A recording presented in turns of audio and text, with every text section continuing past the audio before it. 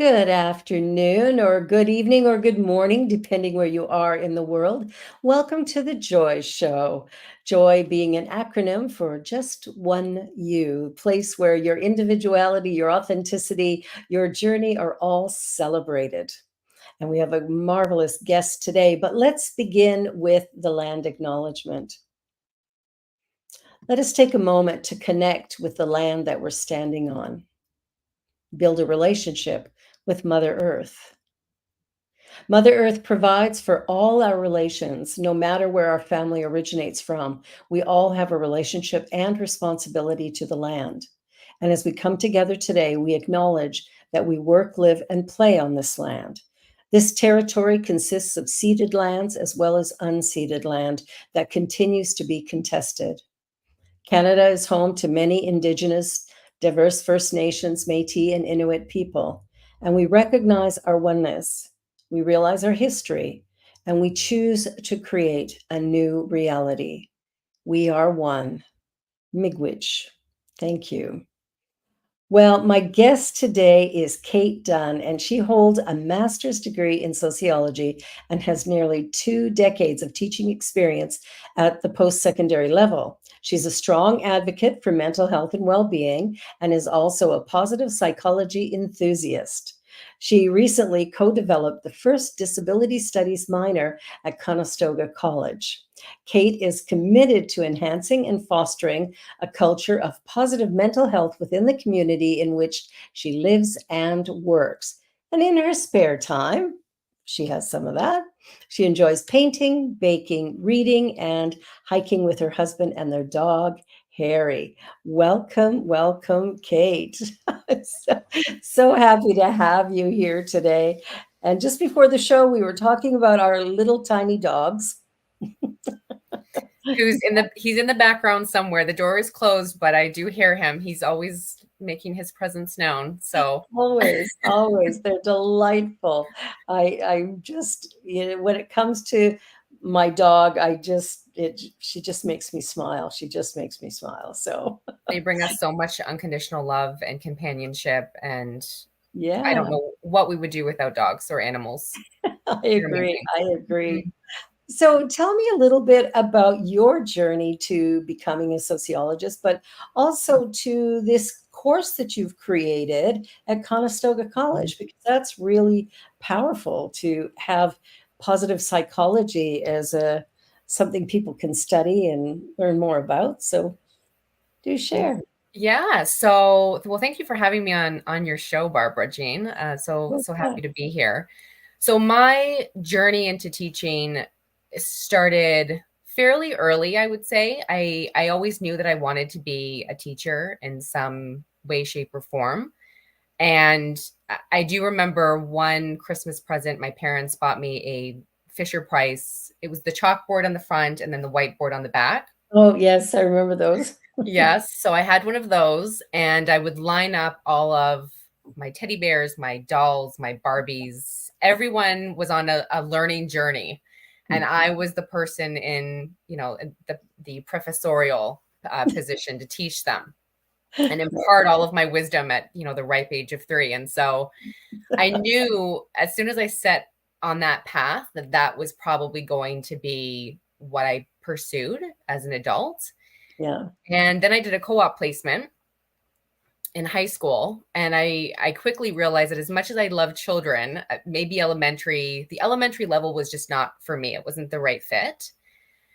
Yeah. So by the time I started my first year of university, I had sort of decided that I was going to major in English and maybe I would teach English at the secondary level. Yeah. And then I had a really incredibly inspiring professor in my first year sociology class that I've actually just recently reconnected with because we Oh, share a good. mutual friend. Yeah. So she walked into class and I can remember it like yesterday. She walked in, she had a biker jacket on, she had aviator glasses, she had bleach blonde hair, and she imparted so much wisdom. Nice. And she would tell these really riveting stories. She shared a lot about her own personal journey. Mhm. And she was very passionate about criminology and deviance and risk and resilience. And she gave us the space to really feel like we could share our own personal opinions. It wasn't just a very passive educational experience, which I'm sure all of us in some way, shape, or form have had, where Yes, we feel like we're exactly. being to, Oh, as yeah. opposed to it being a very reciprocal, sort of organic experience. Yeah. And so, she gave us that ability. And I sort of looked up to her and thought, I want to not only be doing what you're doing, but I want to be just like you. I want to be that professor that students sort of look up to Mhm. as a mentor, as somebody that is going to be just as inspiring. And so that changed the trajectory of my teaching journey in a way where I started off at elementary. Then I dreamt that I would be at the secondary level, and then I ended up in post secondary. And I decided that I would major in sociology just from that one experience. It was 4 months. It was a wonderful course. I loved it. We went through all the units of family and deviance and social stratification and theory and all of those wonderful pieces of sociology. So Mhm. that's how I ended up sort of on that path. And then by second year, I got into a teaching assistantship. So I was about 19 or 20 at that time. Mhm. And I had a very small tutorial. I had about maybe 20 or 25 students. Yeah. And I was a TA for an introduction to sociology. So it gave me a bit of a taste as to what teaching would entail. So Awesome. then fast forward to now. Yeah, and connecting with like-minded colleagues like Laura Mhm.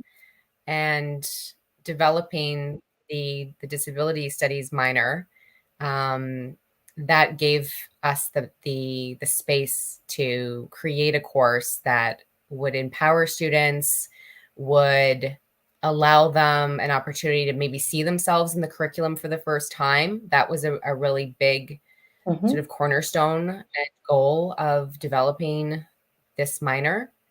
Mhm. So that's sort of the Coles Notes version of getting into teaching for me. How'd you get here? How'd you get here? Well, that's fascinating. It's always remarkable to me, the teacher that causes that life shift. That one person Mhm. that I had a teacher in grade 10 who, just my life pivoted at that moment, and it's fascinating when that happens, and I had a teacher in college teaching political science who was frankly brilliant. He made poli-sci Mhm. interesting, Canadian political science interesting, if you can imagine. So it was like It he was awesome. It was exciting to go to class. Mhm. Yeah. And it only takes that one teacher, Yeah, it good or does. bad, right? I Yeah. mean, sometimes we have the worst teachers and they stay with us, and the things Mhm. that they tell us, we hear those things still. We may ruminate over those things still. We hear that voice, a Yes. very distinct voice. But there are those teachers that really stick with you, that have also provided guidance and mentorship and inspiration and motivation. Mhm. And it's been over 20 years, and I still think of her when I'm Yeah. putting together anything sociology related. Yeah. And that's what you really want when you're a teacher. That's the kind of connection that you want to have with your students. I think so. I think so. It should be, inspiring them to see the possibility of, greater information or greater knowledge, whatever they're looking for, to create it in a way where it's interesting and fun, engaging, creating something where they want to be a part of. Like when I teach a class, I love it when they're chit-chatting. They're getting right into it, asking questions or offering their own ideas. I love that because I know that they're now engaged. And that's the part that's so rich, is being able to share. My role's a little bit different, but I'm still teaching adults and, Mhm. older adults than you are probably, but it's still that idea of getting that message out there and helping people to feel good about themselves wherever they are. But when it comes to disability, because I've had my own and had to maneuver around conferences and things, either in a wheelchair or using a walker, Mhm. I'm always surprised at how annoyed people get that I'm in their way, that I'm walking too slow, that I've asked them to move, my walker's blocking an aisleway.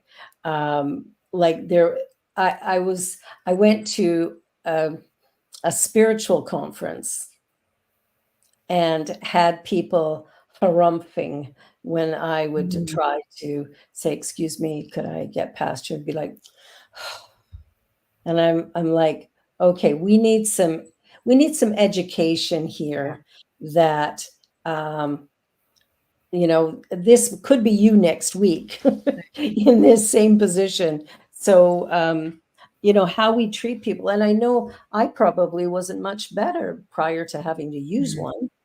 But it's like the minute you're in that position where you're forced to use something like that and you see the reactions of people Mhm. around you, the sympathy, or they don't want to talk to you, they avoid you because they just don't know what to say. There's a whole bunch of weirdness around it. So bravo, bravo to you and to Laura for creating what you're creating, because that makes a huge difference. It does, and as somebody who I am an able-bodied individual, I have had the privilege of never having experienced a disability, but as someone who has someone very close to them that does live with chronic pain, Mhm. I have sort of bared witness to there's the visible disability and there's the invisible disability. Mm. And if you're somebody that you live with chronic pain, and another person doesn't see those cues of, oh, well, you're not in a wheelchair, or you're not using a walker or a cane, so why are you using the accessibility button? And actually hearing people feel emboldened enough to Yeah. ask those questions, Yep, they will. and They they will. will. And sort of the immediate need, because as humans we feel a need to explain, right? And so We do, we do. there's that need to, well, I have chronic pain and you might not see it, and it's sort of like you don't need to explain why you are in an accessible parking spot, why you're using a ramp, why you are using an accessibility button. There's no need to explain yourself. Exactly, exactly. Um, and there's that lack of compassion and that lack of empathy. Oh, And totally. and Yeah. I feel like as humans, we want to try to understand where that comes from. Mhm. And I think the biggest privilege is not being able to understand that, because why would you want to understand where that lack of empathy is coming from? There's something Yeah, maybe missing. There's a lack. There's obviously a deficit in terms of empathy and compassion, yeah, but where that's stemming from, who is to say, yeah, right? yeah, for And sure. so Yeah. part of that piece of developing this disability minor was the education piece, but it was also the compassion piece and the empathy. Oh, yeah, Because for a person that doesn't have lived experience or doesn't have some form of vicarious experience, either through knowing someone that is living with a disability, or has some sort of secondhand experience or knowledge with it, yeah. that lack of compassion um, can sting. Oh, man, it's really tough, and it's shocking sometimes, when it happens. I remember walking, along an outdoor mall in Calgary a couple of years ago with my son, probably post-COVID, probably 2 years ago, maybe, Mhm. and well, COVID's not over, but anyway, it's still There's a there. before COVID and an after COVID. I feel like it's, Yeah, yeah, exactly. yeah. So this was about 2 years ago, and there was a woman pushing, you know, a shopping cart full of her possessions and, you know, asking for money, and so I stopped to talk with her and, you know, give her whatever I had in my pockets, and we chatted a little bit, and she's just looking at me kind of wary, you know, like, "What's with you?" And, you know, so I said, "Hey, how's your day?" And she goes, "Well, it's terrible. People spit at me and yell at me Mhm. and push me aside." And she said, "It's really awful." And she said, "Why are you being nice to me?" I said, but by the grace of God, I would be you. Like, I know that it doesn't take much to fall. Mhm. And all of a sudden, there you are, you've lost everything, and what do you do? Mhm. You still wanna survive, so you do whatever's necessary. I really felt sorry for this woman in the sense that, she was someone probably around my age, maybe in her 60s, and just for whatever reason, life has not worked out maybe the way she had hoped. But Mhm. no reason for the rest of us to abuse her just because we don't like the fact that there's a homeless person.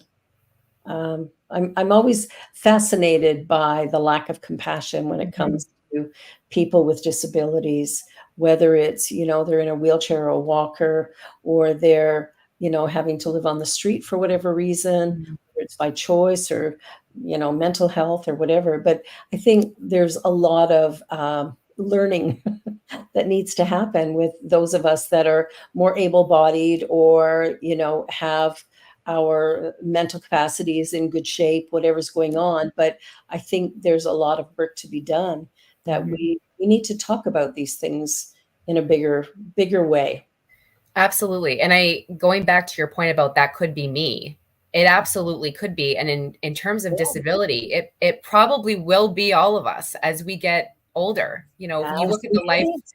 the Yeah, life trajectory, when we get older, we are going to be experiencing some measure of cognitive decline, yeah. some level of physical decline, as much Mhm. as you can circumvent that early on, right? Prevention is better than treatment, as they say. Yes, it is.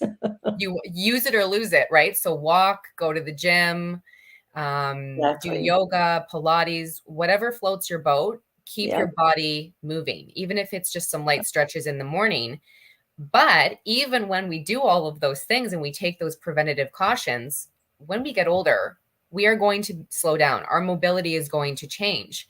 it does. And if we wait that long until the compassion and the empathy comes, think of all of those decades where we've had an experience with someone where we could have shown empathy and compassion and we didn't. And we didn't. Yeah. Yeah, that's the big one. I know, as I'm thinking about my health right now and the changes that I'm going through, and there's a couple of conferences next year, and there's a trip to Africa in September that I wanted to do.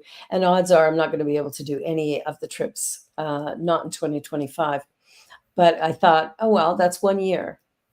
1 year of recovery for the possibility of maybe 20 or 30 years of a more comfortable way of living, which that really excites me.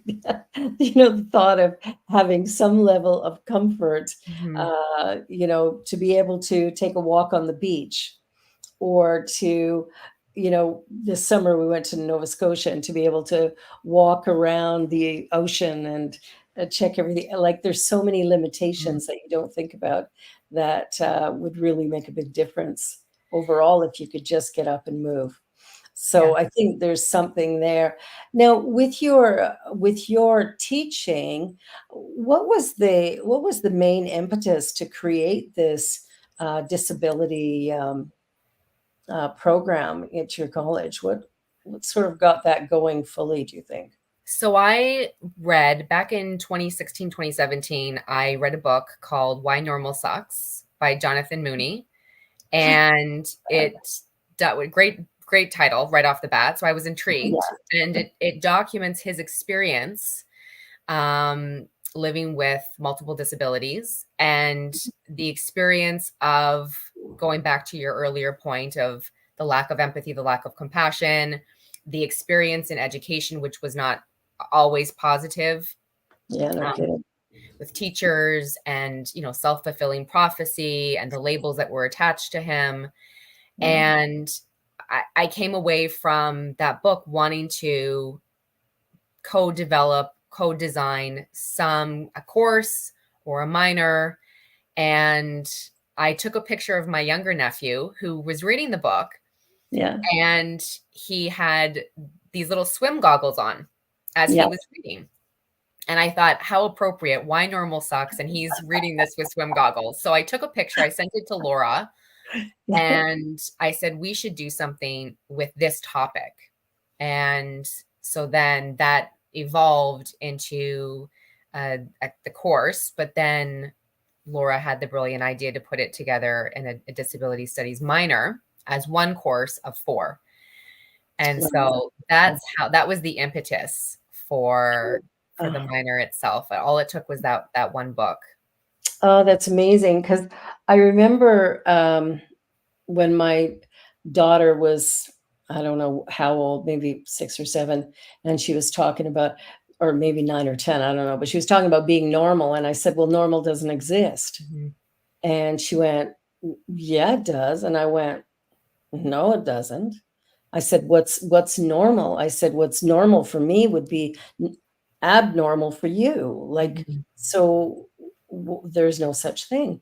And so we had a chat about it, and she was like, "Oh, okay, there is no such thing."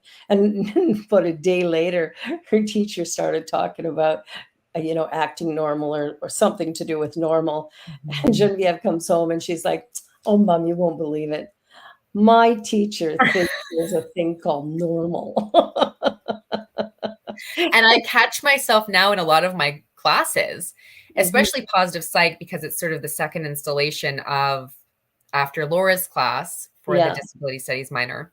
yeah. And I go to say, oh, I don't label positive or negative emotions positive or negative. Everything that you experience is normal. And then I sort of catch myself, and those same students have taken Laura's class, so they're laughing, and it's sort of like I mean, you get what I'm saying, right? And they're like, yes, Um, it's a natural part of absolutely. being human, right? But Yeah. what we've determined is normal. I mean, even the idea of common sense. Well, whose common sense are we Yes. referencing, right? What's the yardstick here? Yeah. And the idea of normal and abnormal has changed significantly. I mean, Yes. it was normal at one point in time to go to shows that were literally labeled freak shows and see Oh, I individuals, remember, yes. right? See individuals who had various lived experiences and looked certain ways that we did not deem at the time to be normal. If you tried to do that today, that would be considered abnormal, and not just abnormal, cruel, It would be considered cruel, yeah. right? So thinking about all of those different pieces in the past, what other things, and I encourage my students to ask themselves this, what other things in the past have been considered normal that Yeah, aren't today? Especially when it comes to things like gender, not just disability, but gender, right? gender's a big one, yeah, Studying men as the standard and discerning different types of illnesses or diseases and yeah, solutions to based on those white males. based on white males, when it was a completely different experience for women as Yeah, another category, just one other category. That's just one other category, yeah, right? yeah. And that's only just recently changing. Oh, absolutely, absolutely, yeah. That's the thing, that there's so much we don't know, and we've put ourselves in this little bottle that says, "I know." I That's wanna our know that's about. our cognitive bias, right? It It's is, it I is. I know I am all knowing, and I'm going to then confirm. That's confirmation Mhm. bias, right? I'm going to look for sources of information or people that are going to shore up what I already Absolutely, believe to yeah. be true. I mean, how many of us are really seeking out sources of information that run counter to what we believe to be normal or we believe to be natural or true? It's Yeah. probably not happening enough on a regular basis.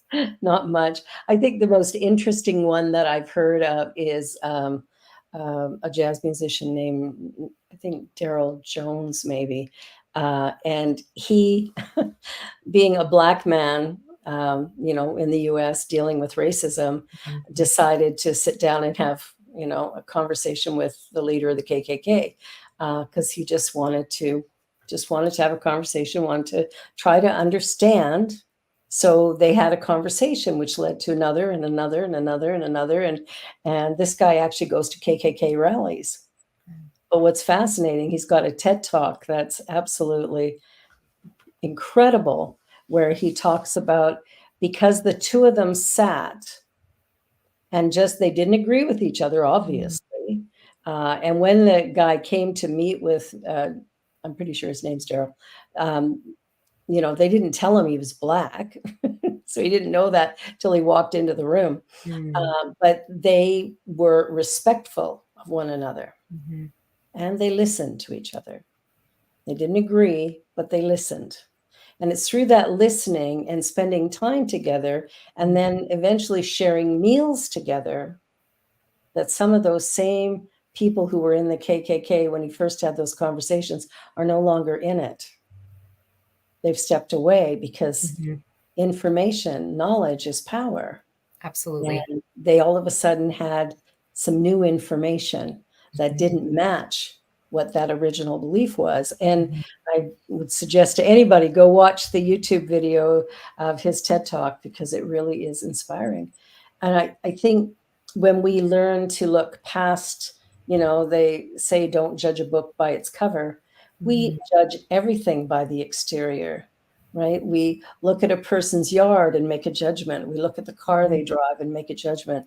We look at the way their hair is or whether they have tattoos and we make judgments about all of these things when in fact we don't even know the individual at all. And then we don't take the time to find out. It's so interesting that you bring this up. So a few weeks back, I was actually having this conversation. I took a professional development workshop Yeah. through teaching and learning, and we were talking about that. And they showed the iceberg illusion. Have you seen this? Where they show the top of the iceberg. It's very visible to us. It's all the Yeah. things that we can see. Yeah. And if we're looking at it from a faculty perspective to a Mhm. student, you're seeing a student that's coming into your class late. You're seeing a student that's not handing in assignments. You're seeing a student that maybe doesn't engage in class. But Yeah. what you're not seeing is all the things below. You're not seeing a student that's having to work 30 to 40 hours, maybe more a week in Yeah. order to put themselves through school. You're not seeing a student that's maybe taking care of younger siblings or a parent or both parents or grandparents. We Yeah. don't know the living situation of Yeah. our students. We don't know the food security or insecurity of our Exactly. students. There's all of these things underneath the surface. And I thought, what a powerful message to Yeah. send to people is this iceberg illusion of we think we know a person just by appearances. You know, the adage, first appearances mean everything. Yeah. And we make judgments We do. based on first appearances, right? That's our cognitive bias. But what we don't take the time to really reflect on or think about and consider are all of those pieces Yeah. that are below the surface, that are within the person that they're struggling with. Yeah, and it's interesting. Sometimes I'll be at the grocery store or at the drugstore or whatever, and maybe the clerk is a little ignoring of, kind of throwing the groceries through or whatever. And I always know there's a reason for that, and it's not me. Mhm, It's got nothing to do with me. And but I'll always, say because they usually have name tags. So hey Cheryl, how are you today? And just start to warm the person up a little bit. And mhm, what's fascinating, is I'll make a comment, short and sweet, whatever, and then the next customer comes and I'll hear them go, oh, good morning, how are you today? Like there's a switch that mhm, happens.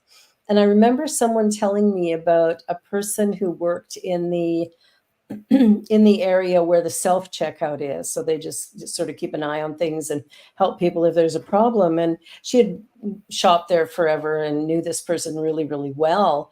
And this one day she goes in and this woman was just being a bear. Like it was like, what do you want? And, she was just really off. And so this woman, instead of, getting upset with her or angry with her, just kept saying, are you okay? And the mhm, woman brushed her off and she asked again. I think she probably asked her 3 or 4 times. And finally, the woman broke down and said, my husband died. I can't mhm. afford to take time off work and I have to move out of my apartment because I can't afford it. And her husband had been dead 2 weeks. And it's like, where's the compassion of the employer? Right. Do you have to have this woman here? Could you Mhm, not take the billions of dollars you earn every year and give her a month to get settled, to grieve? It's that level of compassion. But this woman just grabbed her and held her and hugged her. mhm. that made all the difference in the world to her. Somebody actually cared.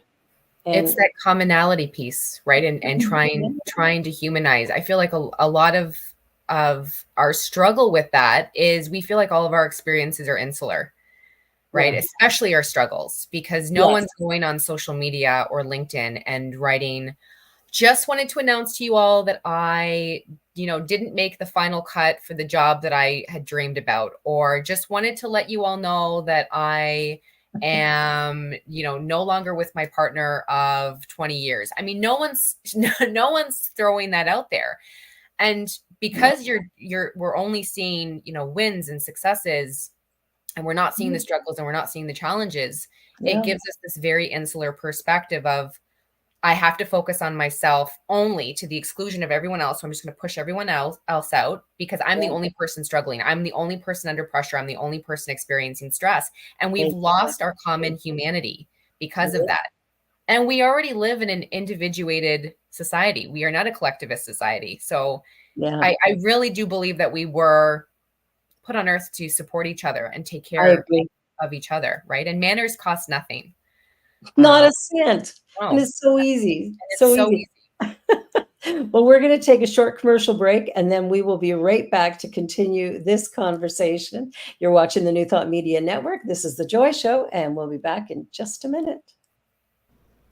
Please help us say thank you to our organizational sponsors, including the Hepperlin Foundation, Affiliated New Thought Network, International New Thought Alliance, Science of Mind Archives and Library Foundation, Center for Spiritual Living Denver, Center for Spiritual Living Midtown, New Thought Philadelphia, Planned Happiness Institute, Summit Center for Spiritual Living, One Heart Retreats, Center for Spiritual Living on the Lake, Unity Spiritual Center, Kitchener, Om Center for Spiritual Living, La Mesa, Satya Center, Center for Spiritual Living, North Jersey, Unity of Savannah, and Center for Spiritual Living, Seattle, as well as all of our individual donors. Thank you for making New Thought Media Network a place to be. Please come be you. And remember, like, share, and subscribe. New Thought Media.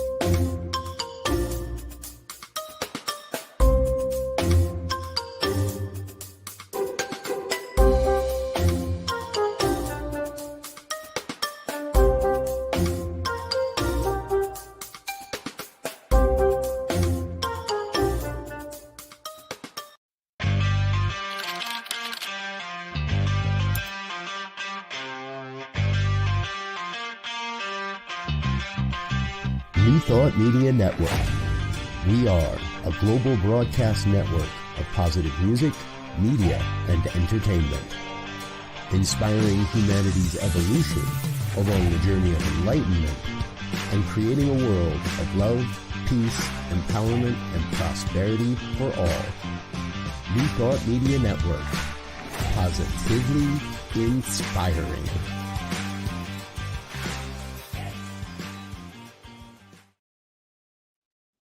Welcome back, everyone. We're having this great conversation about normal and disabilities and all kinds of fun stuff.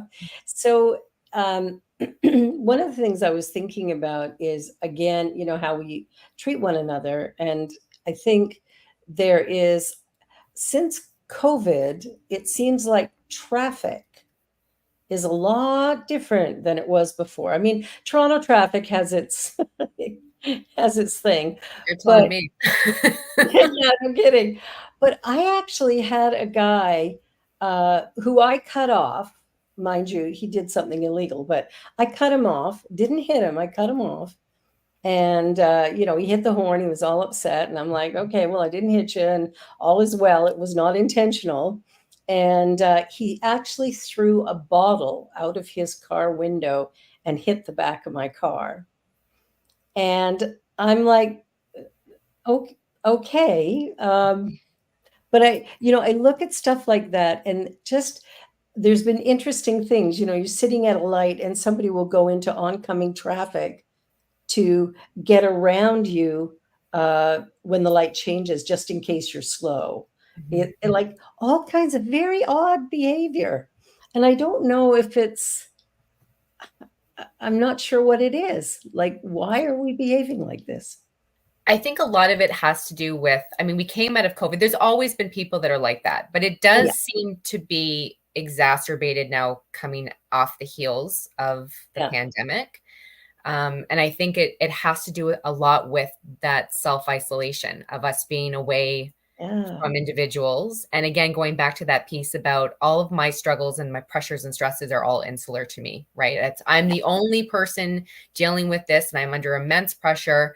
And I think it really emboldens people to act out in those ways. Yeah. But I will say that I think the inability to control and emotionally regulate, it stems from some other place that's completely Absolutely. irrespective to traffic and driving. And I live in Toronto, so I know I get that traffic is a headache. Yeah. And when people cut me off or they drive aggressively and they end up one car ahead of me, I just sort of say, you must be in a bigger hurry than I am, and that's okay. So you Yeah. have to get to somewhere much faster than I do. I am going to enjoy the drive. I'll listen to a podcast. Yeah. I will take in the scenery. Maybe I'll take a longer route in order to take some, rural back roads and avoid that kind of aggressive driving if I can, right? But I Yeah. definitely do think that it speaks to a larger internal struggle that a person I agree. I is agree. going through. And even when I look at, like, I disagree with anti-bullying campaigns because it has to make somebody wrong. And usually the person it makes wrong is somebody who's being hurt by somebody else. And I think there's just so much more. I remember when my daughter was in junior kindergarten, and I think a little boy hit her or kicked her or did whatever. And the teachers, this is only going back, 15 years, I guess. Mhm. And so not so long ago. And the teachers were, well, boys will be boys. Well, you're saying that in junior kindergarten, and you're saying it in kindergarten, you're saying it in grade 1, you're saying it in grade 3, you're saying it in grade 5. Where does that stop? Mhm. And it doesn't seem to stop. And then you get into high school, and the girls are getting dress coded left, right, and center for things that really should not be dress coded, but boys are not. Mhm. Even if they, tie their shirts up around their neck or take them off, or there was a teacher in her school that wore a T-shirt that said "All Lives Matter." Um, it's like there's certain things that the girls are getting in trouble for, but everybody else is getting away with. Mhm. And so there's definitely, pardon me, there's definitely some changes that need to occur where we begin to recognize that children Mhm. are children and we should deal with them in a way that sort of honors their individuality, but at the same time calls them to behave in a more compassionate way. Mhm. And learning, teaching things like communication skills would really be helpful, but doesn't seem to be a place for it in school. Well, as a sociologist, this is my mainstay, right? Is socialization. Yeah. Agents of socialization with parents and teachers, but also peers playing a really large role in that. And what I'm noticing, I don't have children of my own, but I have nephews.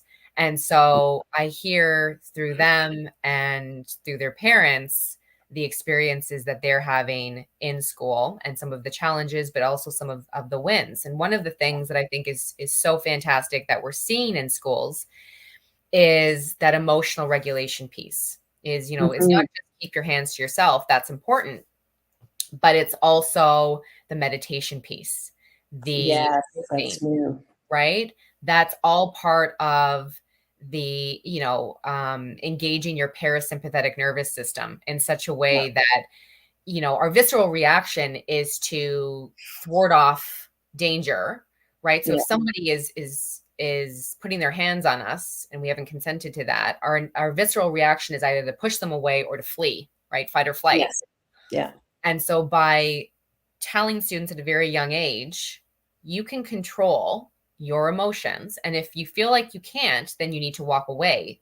Yeah. That is such an essential piece in Yeah. raising children and teaching them.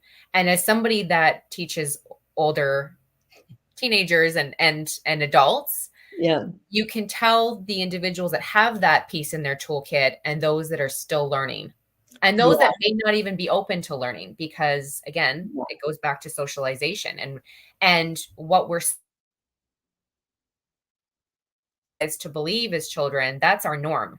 Anything else that runs counter to that is deemed, you know, abnormal until there's those little seeds that are planted by professors, by teachers, Yeah. by other peers, by different groups, by media, right? Anything that they're exposed to that run counter to those agents of socialization that have told them, like, it's okay to express yourself Yeah. by hitting somebody or being demeaning towards them, when in fact it's not. Yeah. Right. And so I think it's so important that we are employing those positive psychology principles in schools already. That's fantastic. Yeah. Yeah. I think that's amazing because that's something that wasn't there for a long time. And, I think I think back because I have 4 children. The other 3 are, long time adults, so probably older than you. And they are, looking at what their school experience was. Mm, My youngest son was bullied mercilessly mm, uh, every year in school, and he was always the one who got punished. You know, kids would be teasing him and picking at him, and then he would blow up, and then he'd be the one who'd get expelled. mm, And, it took a lot of effort on my part to, number one, advocate for him at school, but secondly, to teach him mhm, that reacting to bullies is not going to win you anything. In fact, you're going to keep losing. So at some point in time, you have to manage that. And it took, revamping my parenting style, which worked fine for the first 2, not so much for the third, revamping that so that he could make his own choices. mhm, And when he made those choices, there were consequences. But he knew he was in full control mhm. of the choices that he made. And it was fascinating to watch how quickly he transformed his negativity into something positive and started to experience greater success. It's so great that you say that, because I'm glad that you were an advocate for your child, but at the same time, didn't take their agency away from them. No, no. And what we see a lot of is that the helicopter parenting or Oh my gosh, yeah. the bulldozer parenting is Mhm. what I recently heard it likened to, right? Where a parent will just sort of swoop in and save the day. And the child or the teenager, or in some cases the adult, will look to the parent and say, fix this. Yeah, You have a yeah, problem, fix it. And that takes away the agency from the child, which then takes away the resilience, because yeah. They have no power. you have no power and you have no ability to overcome Mhm. barriers. You know, Yeah, challenging circumstances are as common as taxes and death and stress. I mean, these are just like, they come part and parcel with living a life, right? And so if you're not able to overcome and you're not able to look in your own toolbox. I mean, if your parents are doing everything for you, you have nothing in your toolbox. So you Mhm. need those tools in order to build that resiliency. Because if you're struggling later on in life, You will. and you will, exactly, it's really, really difficult to intellectualize at the time of a rejection or of a difficult circumstance or, stress in life if you don't have those tools. So I think that's great that you were both advocate, but also you were encouraging him to advocate for himself and not take that agency away. Yeah, he had to learn that life is filled with experiences, and every one of them has some kind of consequence, whether it's positive or negative. There's always going to be an outcome to everything that occurs. And until he could stand, and it was hard as a parent to go, my parenting style doesn't work, so I need to find a new one. Mm. And the new one that I found was you're 14 years old. You are responsible for your choices. You've been raised to know what's right and wrong. It's not like you're ignorant of those facts. And you are required to do certain things in a certain way. And he lied about something, and I was, fairly upset about him for it. And I said, I'll be back in 1 hour. I said, I'm feeling angry and I don't want to put that on you. So I'm going to calm myself and I will come back with whatever the reasonable action is because of what you've done. And what he did was lie to me. And when I came back, I said, I no longer trust you because you lied to me. And he was like, well, what does that mean? I said, well, you're going to want to do something, or there'll be things that you require that require trust, and you don't have it. So just know that when that comes up, the answer will be no. And he was like, whoa, got off easy, right? That's what he thought. 2 weeks later, he wanted to go to a rave. And I was doing dishes at the time, and he walked into the kitchen and he said, oh, my friends are going to a rave on Saturday night. I want to go. And I went, that would require trust. And I continued doing the dishes. He threw a chair. He went into his room. He cursed me out. He slammed the door. 10 minutes later, he came out in tears and said, what will it take for me to regain your trust? I said, tell me the truth. But he knew, he acted out, but he knew I didn't respond to that. I thought, you're mad. That's okay. This is your first experience of what it's like to not be grounded, but to have a natural consequence to what you've done. And he got it. And it turned his life around in such a remarkable way. And but it's the hardest thing I've ever done. Trying to think of what's reasonable when your kid acts out and you've decided you're never going to ground them again, but they're teenagers. And you're feeling your own personal pain or betrayal, even if it's your child, right? Well, for sure. Yeah. So it's fascinating when we think of how we interact with one another and, what's important. So I love the idea of positive psychology. That really struck me when I first heard it. I thought that's an excellent. And then, of course, why normal sucks. That's just brilliant. Well, I sort of fell into positive psychology during the pandemic. I was teaching at another institution, and one of my wonderful friends was also a colleague at the time.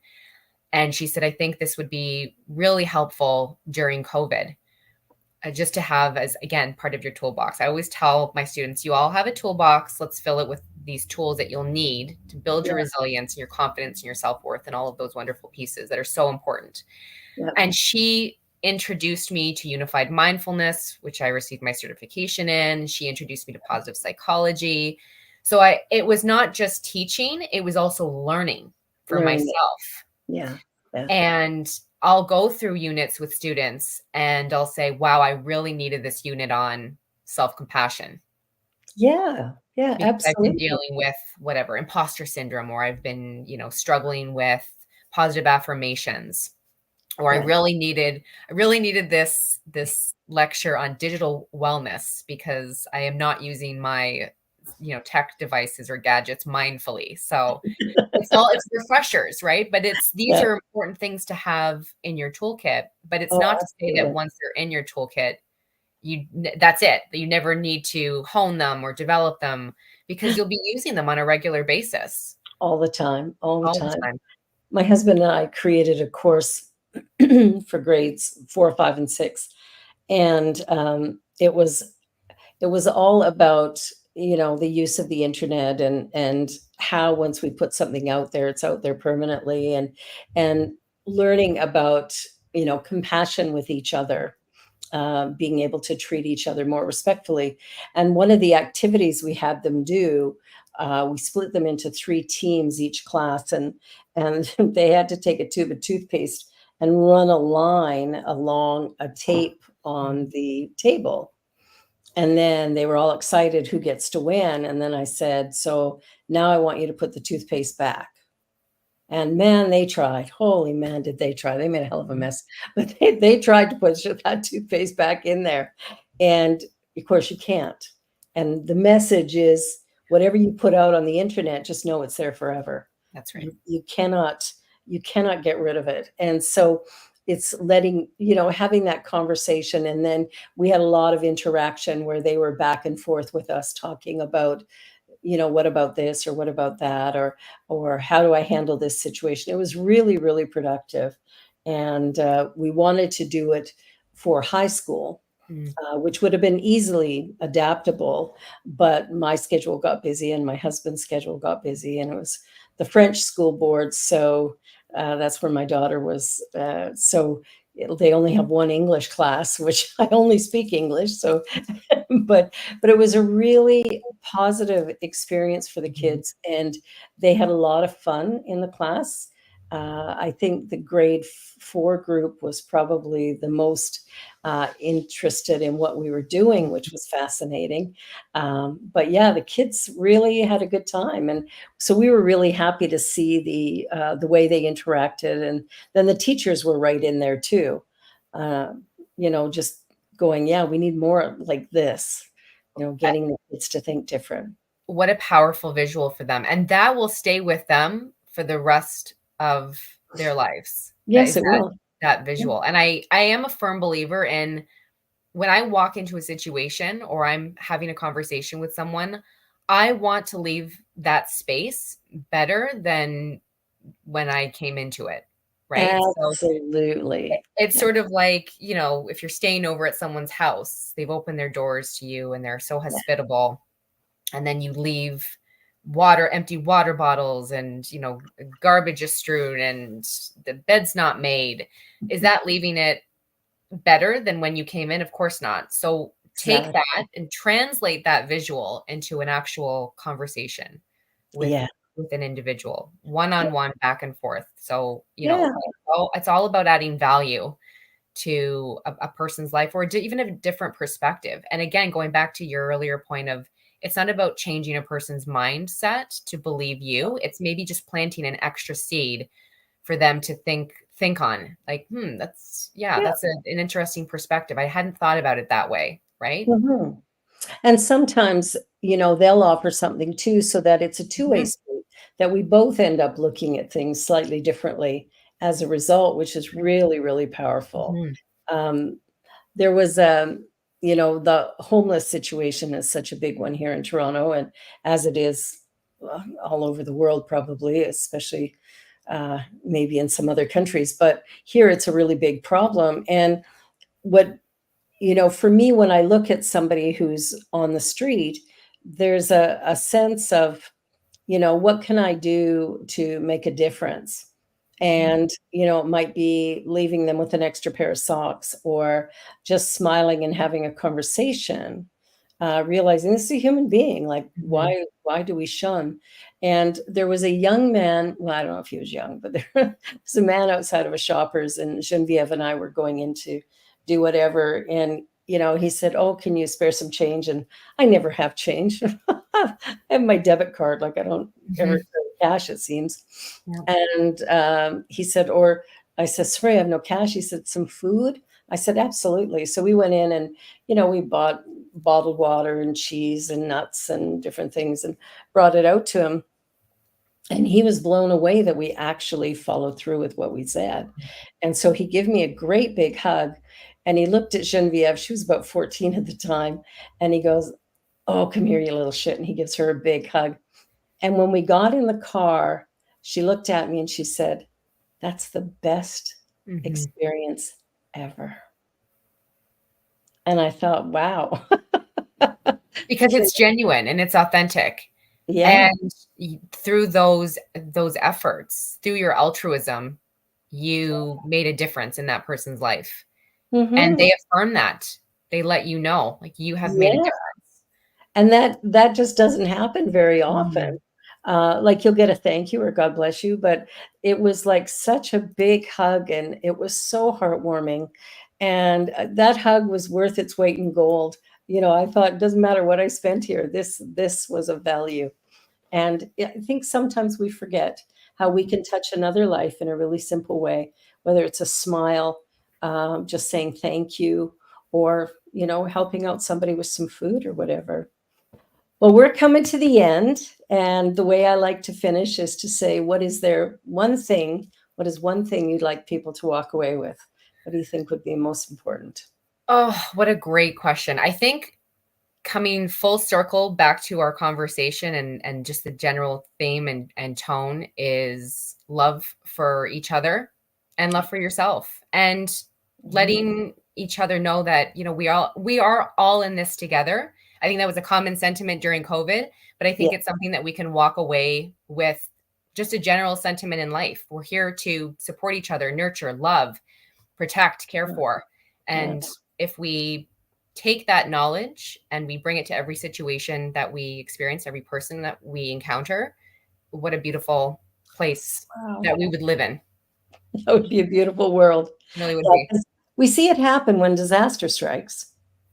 When disaster strikes, people pull together. So Mhm. we're able to do it. We are able to. Let's just do it all the time. Let's just hang on to it. Yeah. I have a tattoo on my wrist that says love is the answer. And it is. It truly is. It truly is. I think that's one of the most important things. And I love the ideas that you've shared around how we have compassion and how we connect with one another. And I think that's a really important piece. We are connected, whether we like to admit it or not. Mhm. There really is a connection that goes beyond anything we can actually comprehend, maybe, but we are connected. So, Kate, thank you so much. You have been terrific. This has been very fun. And for all of those of you watching, I just want to give you a big thank you for checking out the show. Be sure to like, share, and subscribe. And by the way, New Thought Media Network is a charitable organization, so you could send a donation their way as well, ntmedia.org. So until next time, thank you, everybody. Thank you, Kate. You've Thank been fantastic. you. Thank you, Deja, for producing, and we'll see you all next time. Bye for now. On behalf of everyone at New Thought Media Network, thank you for being a member of our virtual family. Your financial contributions help share the New Thought message with people from around the world. Please visit and contribute at www.ntmedia.org/donate. New Thought Media Network, come be you. And please like, share, and subscribe. Until next time, peace and blessings.